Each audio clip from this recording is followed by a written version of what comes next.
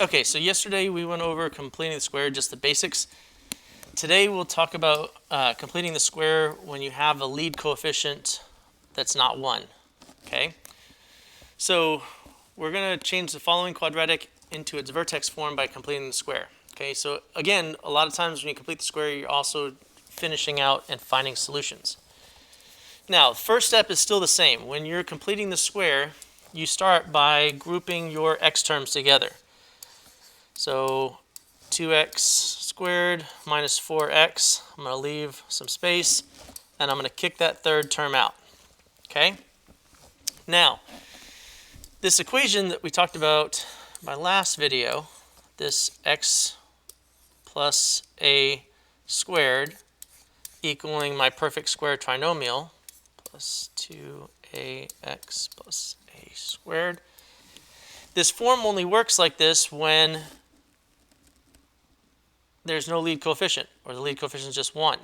Okay, now if it were in the other form, like this, a plus b squared equals a squared plus 2ab. When you look at this one, it takes into consideration that lead coefficient, but that's not what we're talking about. Okay, so we need to have no lead coefficient here. So when we do this extra step, if I have this 2 here, that just means I have to factor that 2 out first. Okay, so when you have a lead coefficient, your next step, instead of going straight to completing the square, is to factor out your lead coefficient. So in this case, I'm going to factor out 2, which gives me x squared. And then from the second term, I get negative 2x. Okay, so that's my added step. So the only difference I have right here before I complete the square is I got to factor out that lead coefficient. Now my next step is, again, to write my perfect square form here, leaving a space, but I can't forget that 2 out in front. Okay? Now, again, we're going to take this negative 2, divide it by 2, and we get negative 1, because this is my 2a, and this is just a. And then this is my a squared, so whatever I get here for a, you square it, you get positive 1. Okay? Now, since I added 1 there, I have to balance my equation.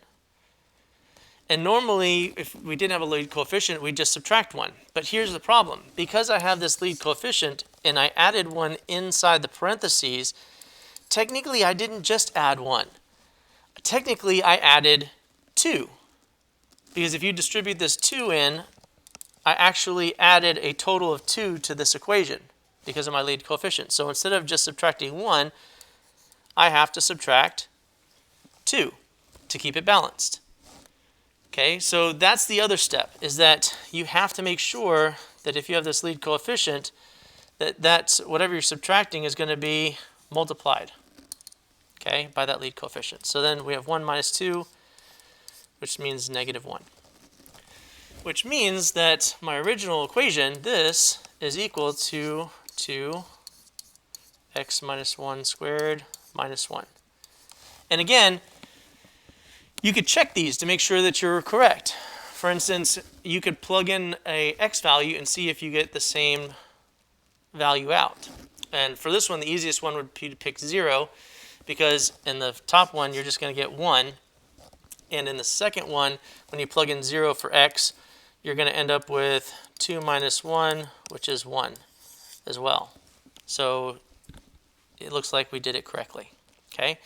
So when we have a lead coefficient, the only extra step is we got to factor that lead coefficient out and then make sure when I add inside that I multiply it. Okay? So let's do one more. And this one we'll do a little bit faster since you guys now have the concept down. So again, first step is the same.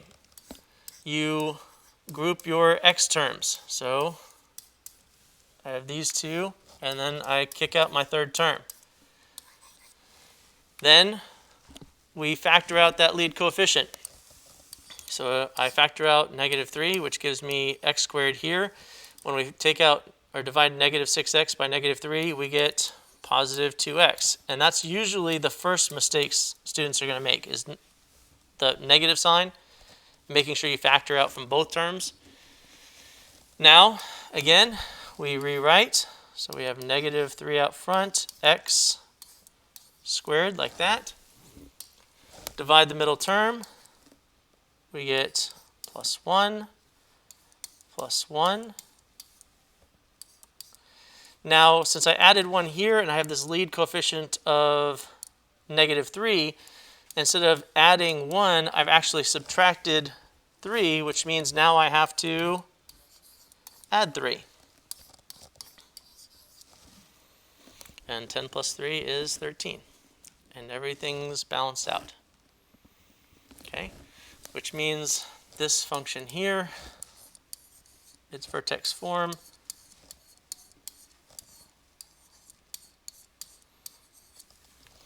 is negative 3 x plus 1 squared plus 13. For my students today, the code is 8RUH exclamation point. 8RUH exclamation point. So, the only thing that's going to make this any more difficult than it already is that when we get to something like this, where this is the equation of a circle that we need to put into its conic form. Okay?